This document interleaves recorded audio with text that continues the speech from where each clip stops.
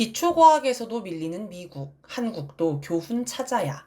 18일자 매일경제기사, 중국 이 정도라니 무서울 지경, 미국마저 제쳤다. 기초과학 패권 장악은 최근 중국의 기초과학 수준이 놀라울 속도로 오르고 있는 현황을 소개했습니다.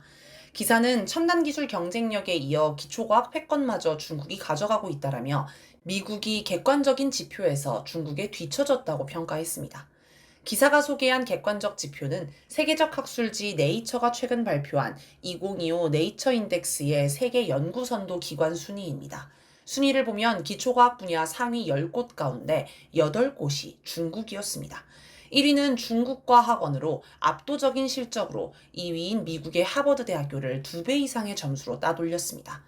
기사는 트럼프 대통령이 연구개발비를 삭감하는 등 미국의 연구 생태계를 망치고 있다는 평가가 나오는 가운데 실력 있는 연구자들이 대거 미국을 떠나고 있기 때문에 앞으로 미중 격차는 더 벌어질 것으로 전망했습니다.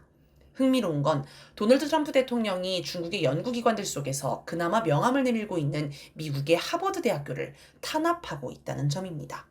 트럼프가 미국 최고의 대학으로 꼽히는 하버드를 탄압하는 건 하버드가 자기 말을 듣지 않고 저항하기 때문으로 보입니다. 트럼프가 미국 내 여러 대학에 들불처럼 번진 팔레스타인 지지, 이스라엘 규탄 시위를 진압하기 위해 대학들을 압박했을 때 하버드는 정부의 요구를 수용하지 않고 소송까지 제기했습니다.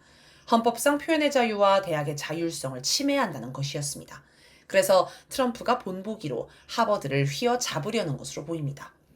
트럼프는 전체 40억 달러 규모, 우리 돈 약 5조 5천억 원의 연방 보조금, 연구 계약을 취소하면서 하버드를 압박했습니다.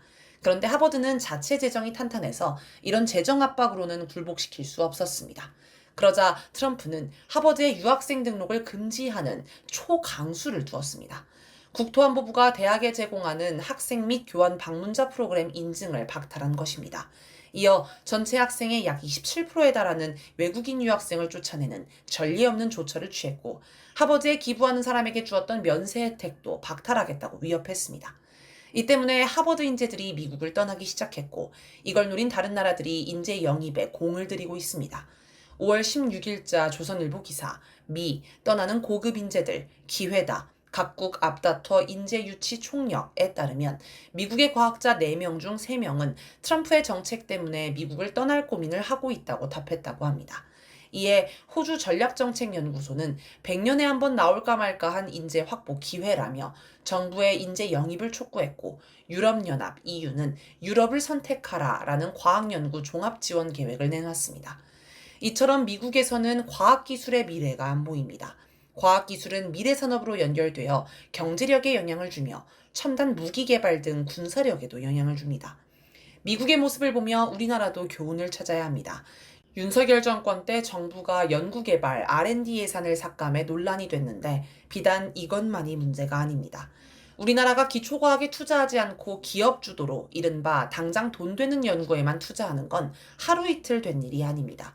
코로나19 사태 때도 질병 통제나 치료 기술은 세계적으로도 앞섰지만 정작 백신 개발은 주요국 가운데 가장 늦은 편이었습니다. 수학, 물리 등 기초과학이 무너지면 장기적으로 우리나라 과학기술의 장래도 어두울 수밖에 없습니다.